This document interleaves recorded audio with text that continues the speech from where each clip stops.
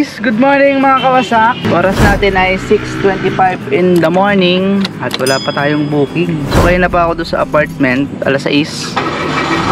Pero wala pa tayong booking guys. Pero okay lang yan. Mano yung magkaroon tayo. Kaya lilipat ako ng ibang tambayan dun sa malapit sa bahayan.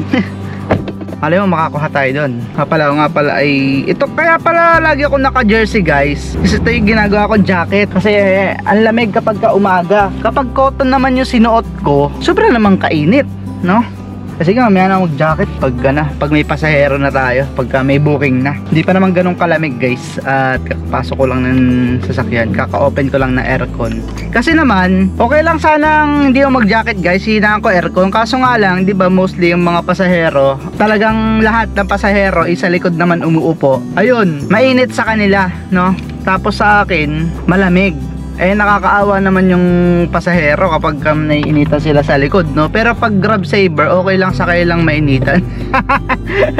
Ano ba yun? Galit na galit sa Grab Saver, no? Kasi naman guys, lugi naman sa, hindi naman lugi sa gas, no? Parang ginawa na ng motor yung yung kotse, yung sa layo ng pagda-drop offan, tapos naka-saver pa. Minsan nga nakasakay ako ng 90 plus ba yun? Or 70 plus lang, 70 plus pesos. Hindi na lang to hindi na lang to nag-angkas. Pang-angkas yung yung bayad niya 72 pesos, tapos naka-saver. Kaya naging 72 pesos lang. Oh my goodness na yan. Parang angkas lang talaga yung rate. Pero malapit lang naman yung Ang hassle lang doon is syempre, naka 4 wheels tayo, naka kotse, is ikot-ikot pa tayo. Hindi naman pwede yung singit-singit. Tapos kung traffic pa, kundangan na nga lang at nakaka-apekto sa amin yung pagka-cancel ika-cancel talaga yun. Pero sa pamamasada naman guys, sa pasaherohan is bawal talagang mamili. Bawal kang tumanggi sa pasahero. Kaya yung cancellation dito sa Grab is big deal, no? Huwag ka basta-basta magka-cancel, kasi kapag nakadami ka sa isang araw is pwede ka masuspend. Maayos mo lang yung application mo, makakabiyahe ka lang ulit kung pupunta ka ng Grab Hub sa office ng Grab. Papaayos mo doon, mag-reason out ka pa doon, bakit ka ba nagka-cancel. O diba ganun, hassle pa, hindi ka na makakabiyahe, abala pa, gastos pa. Syempre pupunta ka doon, gas or pamasahe, pera din yan. Tapos yung oras mo imbis na namamasada ka, pupunta ka doon para ayusin lang yung application mo. So wag na tayo mag-cancel. Kumbaga, tanggap lang ng tanggap ng booking. Tapos kapag nakaset di ka naman, pwede ka nang mag-cancel sa set. Hindi ma-cancel, yung opportunity alert, yung booking na lalabas sa'yo na taliwas sa pupuntahan mo. Kung ayaw mo naman is pwede mong i-X, hindi maapektuhan yung cancellation rate mo. So yun, kaya mga Grab driver is pinangangalagaan namin yung aming application, kasi dito kami kumikita, dito kami nabubuhay, dito ako nakakapaghulog din ng sasakyan sa pag-grab natin. Kaya napakalaking bagay, napaka big deal ng masuspend ng iyong account sa Grab, kasi wala naman tayong ibang source of income. Yung vlog naman natin hindi naman consistent, di naman natin pwedeng pagkatiwalaan pa sa mga gastusin sa bahay, di ba? Kulang at kulang pa din. Hindi nga kaya makahulog ng kotse na yung vlog natin. Kahit na makabuhay, parang kulang kung wala akong trabaho, di ako kaya buhayin talaga ng vlog guys. So tiyagaan lang, part-time lang. At least hindi ko naman inaasahan na pagdating ng ilang buwan is may kikitain tayo dun sa ating pagbablog, no? So lang, dito muna tambay kasi madami nung bahayan is makukuha natin yan kung sakali, no? So grabe guys, tingnan nyo earnings natin, no? Unang booking 57 pesos. Walang yan, parang parang nag-angkas. Grab Saver pa, student, kaya may tapos ang lapit na. Mas malayo pa yung pick up ko guys, mas malayo pa yung pick up ko kaysa sa drop off. Kaano nga naman, syempre di mo masisisi, estudyante yan eh. Wala ba nag-a-assist dito? Bulok naman yung school nila. Lasal pa yan guys ha. So pag gaganto paahon, yan. Ang ginagawa ko is handbrake ko guys. Handbrake lang. Diba? Ito kasing Mirage guys, parang hindi niya kayang iahon yung sasakyan pagka sobrang tarik, nakatigil. Kaya kailangan mong i-handbrake para hindi ka umatras. Tapos saka ka maggagas, no? So yun lang. Unlike sa Vios, yung Vios hindi siya na-atras guys eh, kahit sobrang tarik. O nga, parang naglalak siya. Hindi siya atras talaga, lalo pag nakadrive ka. Ano? So dito naman sa Mirage is i-atras ka talaga niya. So try ko ditong, yun, may dumating na booking. Puntang Lasal naman sa may bayan. So same lang nung pick up location kasi pinick up ko si Utoy. Si Tutoy dun sa ano, sa gate lang. Tapos ito naman same lang din ang subdivision pero papasok pa. 6:59 in the morning. At hindi ko alam kung makakamagkano tayo ngayong araw at kung hanggang anong oras, pero ang bala ko talaga ay hindi tayo abutin ng rush hour sa hapon para makabiyahe na naman tayo ng maaga kinabukasan, no? Ganun lang.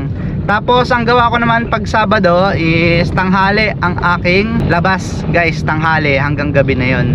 Pagka kunyari once na abutin talaga ako ng gabi, alas 9, alas 10, kinabukasan tanghali talaga matik ang labas ko. Sa Sabado naman, kaya tanghali ako lumalabas kasi wala namang pasahero gasino sa umaga. Kasi di ba yung mga office work, ano, walang pasok kapag Sabado. So kaya ayun, patanghali ako umaalis, mostly alas 12, di ba yung labas natin na nakaraan. So lang, itong second booking natin guys is 211 pesos. Pwede na, hindi siya naka Grab Saver. Wala oh. Grab 4-seater outside Metro Manila. Alright guys, 7:31 in the morning. Meron na tayong ano to? 268 pesos. Diba? Meron na tayong 268 guys. Di ko alam. Ito na naman yung problema ko guys. Ihina naman ako. Ito lang lagi yung problema ko guys. Ito yung umaga. Umaga lang naman talaga ihi. Yung kalamigan guys. Oo, dun talaga. So ngayon, nakakilabot yung niisip ko kasi sobrang naiihi ako. Kinikilabutan na ako, tumatay yung aking balahebs. So mag-rolling ako dito kasi gusto ko umihi muna bago ako makatanggap ng booking. Patayin ko muna tong Grab natin. Iba yung kilig kapag naiihi ka. Kasi natitense ako guys pag may dumating na booking tapos gusto ko pa umihi. So hindi na ako umiihi. Ngayon gusto ko munang umihi bago tayong kumuha ng another booking, no? So mga kawasak, agang aga ay nasa ilalim tayo ng puno. Grabe yung booking natin kanina, ano, 57 pesos. Grabe, dapat nag-angkas na lang siya. So ngayon nag-aantay ang booking dito guys sa may malapit sa sabungan dito sa Dasma. So hindi na ako nagtambay doon sa bayan, sobrang sikip na. So dito baka may chance ang batuhan tayo pa Imus, pa Bacoor, Alabang, Sapote, or kung saan man papuntang Metro Manila. Ayun. Ang target ko lang talaga is makarating ulit ng Metro Manila. Tapos siguro mga hanggang alas 12 alauna kung makakarating ako maaga doon sa Metro Manila. Alas 12 alauna set destination na tayo pa uwi para alas 4, alas 3 nandito tayo sa apartment ko. Yun, may booking na naman. Nako, Padasma na naman. Ano ba yan? Kaya mga kawasak, may ano na ako, may booking na ako. Pabalik ng bayan ng Dasma. Grabe, ang sikip dito guys. Nandito tayo ngayon sa Imus, Cavite. Nakapaghatid tayo dito mga kawasak. At yun, wala pa tayong kasunod na booking, wala pang pumasok, no? So hindi naman tayo nag-off ng app nung papunta tayo dito. Para, alam mo yun, habang nagta-travel ako is nagsusearching na siya ng booking. If ever na malapit na ako tapos may nag-book around dito is makukuha ko yon. Hindi ko pa nadadrop off yung ang pasahero ko, pero may booking na agad akong panibago guys. So ganun lang yan. So yun, antay ako dito. Hindi ko na kung saan ako tatambay dito. Baka paalisin kasi ako ng guard eh. Sana may booking dito, no? So gusto ko nang magpa-Manila para doon na tayo mag-ikot-ikot, oh. So antay-antay lang ako guys. Hindi ko alam kung saan ako mapapadpad kasi sabi ko nga sa inyo is nakadepende sa pasahero natin kung saan tayo mapupunta at kung magkano yung ating kikitain. Ano? Alright mga kawasak, escape building, nasan yun? Nandito tayo ngayon sa Pasay guys. Alright, nagsala tayo ng pasok. So may another booking na tayo. Nakakuha tayo ng papasay guys ha. Tapos ngayon ay may another tayong booking papunta naman ng Mula Pasay dito sa malapit sa MOA, Paranaque. Ito yung hirap pagka ito papunta IKEA no. Pagka biglang pasukan ka ng booking tapos malapit na yung kantuhan, tapos bago pa makapag-loading yung ating Grab navigation is nakalagpas na ako doon sa kanto kung saan ako liligo. Kaya nandun ako sa mismong kanto, kakaliwa pala, inasa ka ng side ako, sa right side. Eh, hindi ka naman pwedeng basta ka na lang kumain pakaliwa diretso kasi ano yan, swerving na yan, matitikitan ka yan. So ngayon ay sana makarami. So balita ko may nagpo-protesta, so sana hindi tayo mapadaan dun guys. So puro saver na sasakay ko, ano ba yan? Pagka saver guys, tinitipid ko sa sa aircon. Bahala kayo dyan, tipidan tayo ha. Tipid din yung aircon nyo, yun lang yan. Joke lang. Minsan naman tinatanong ko yung pasahero guys kung kung ang tawag doon, kung naiinitan ba siya, kasi hindi ko man naramdam sa likod yung init eh. Tapos kapag ka naiinitan, kahit saver naman, nilalaksan ko naman yung aircon no. Hindi naman ako hindi naman totoo yung sinabi kong tipid din sa aircon guys.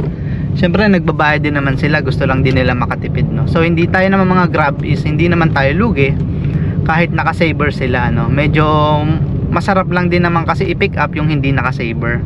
So guys, nandito ako sa may PITX.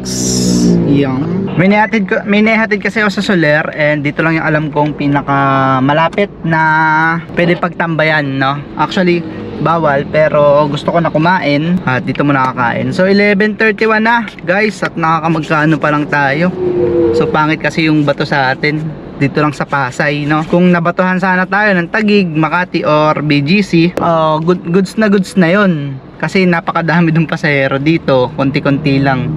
So bahapon pa yung pasahero dito. 11:30 na pero hindi same yung kita natin kahapon. Sabi ko nga sa inyo, araw-araw ay hindi magkakatulad ang kita. Ayan, na 1,462 pa lang, include pa yung 100 na tip kanina. So yan, ilang booking ba to? 8 booking pero 1,400 pa lang. Tama, 11 bookings lang yung minsan natin, inabot tayo ng gabi pero naka 4,000 tayo no. Ang laki talaga ng surge kapag rush hour guys. Ang laki nung kita kapag rush hour. Eh kaso nga lang, yun nga, napaka-traffic at aabutin ng gabi. So hindi naman ako maghahapit ngayon. Kukuha lang panghulog at konting pangkain. Kasi bukas ay Wednesday at Thursday ay coding tayo at pwede akong gabihin bukas. So bukas na lang ako hahapit. Ngayon nahanap ako ng pauwi siguro mamaya pagkatapos ko kumain. Nahanap ako, mag-aantay ako ng Padasma no, at diretso na tayo, at least maka 2,000 man lang tayo sa Cavite. 1,500 siguro kasi may 1,460 plus na tayo eh, 1,462. So kahit at least 500 pesos na lang kasi 1 bar pa lang nababawas, so siguro 300 pesos lang to o 250 pesos ano. Ganun katipid yung Mirage guys no. 6 tayo umalis, tapos 5.5 hour na, meron na tayong 1,462. Ay bali 1,500 kasi binigyan akong tip na 50 nung mga Chinese na naisakay ko, yung dinarap up ko sa Soler. Cash kasi eh. So yun lang mga kawasak, kain muna ako dito, gutom na ako eh, para magkabiyahe man tayo kahit papuntahin tayo ng north. Pwede na rin no, pagbatuhan tayo ng papuntang north. Pero ang way ko na ngayon is ang gusto ko pa Cavite na ulit. So mga kawasak, dito tayo ngayon sa sa Taguig. So papunta tayo ng Makati. So, pipikapin ko lang to. Papunta to ng Makati sa may Osmeña Highway lang naman. And yun. At makakauwi tayo siguro pagkatapos nito. Magkano to? 297 din no? Malaklaki din. Pwede na to.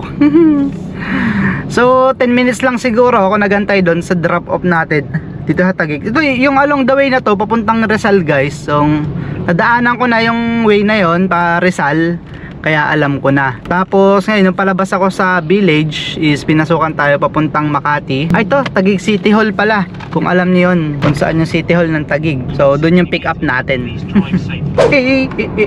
Ang lamig, ang lamig. So guys, may sumakay sa akin sa sa Pasay papunta ng Imus Cavite. Nandito na tayo ngayon sa Imus guys. So may kinita na tayo na 2,677. O diba, not bad. Siguro yung 600 nito kaya 700. Yun yung gas natin no.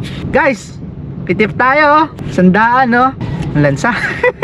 Grab pay na, tapos binigyan pa tayo ng tip na 100 na cash, no? Hindi dun sa system, kumbaga hindi dun sa app ni Grab inilagay yung tip, cash na. Alright. So hindi ko alam kung makakakuha akong booking dito. Parking ako dito. So hindi ko alam kung makakakuha akong booking dito, pero tingin ko naman meron, no? Merong Encanto. So ngayon may kinita na tayo guys na 2,677 pesos, 12 bookings. So dito na tayo sa Cavite. So yan, ano na tayo ulit, naka set destination pa uwi. I don't know kung magkakaroon tayong booking dito, pero sana naman, no? So yung tip natin tago na muna natin. So sana may isa, kahit na ano lang, kahit na pa gentry, ano, 600, 700, yun. Asa kaya 800 dyan? Kaya. So 700, yun, kasya 800. So yun mga kawasak. So pagdating natin ng Imus, hindi ako pinasukan ako pabalik ng Pasay. So hindi ako kinuha kasi gusto ko na umuwi, kasi pag inabot akong 5 sa Pasay or anywhere sa Manila, ay naku po, traffic na yan. And then sabi ko sa inyo, so yung tinakbo natin, hindi ko na i-reset kanina pero napansin ko nung papunta akong Imus is 7,000 yan sakto. Parang umalis ako ay 6,980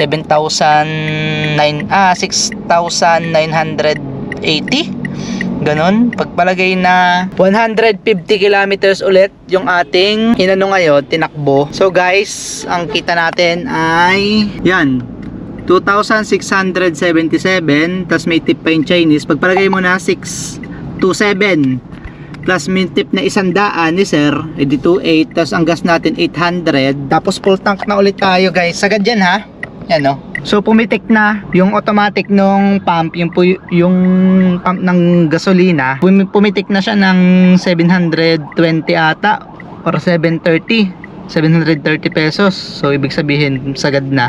So pinasagad ko pa, pinagawa kong 800 pesos para sakto. Kumbaga may allowance pa itong sobrang gasolina natin guys. So yun, pagpalagay na 27, tapos may tip na 100 pa, 28, 800 gasolina, o may 2,000 na naman tayong net, 1,000 pang hulog ng kotse.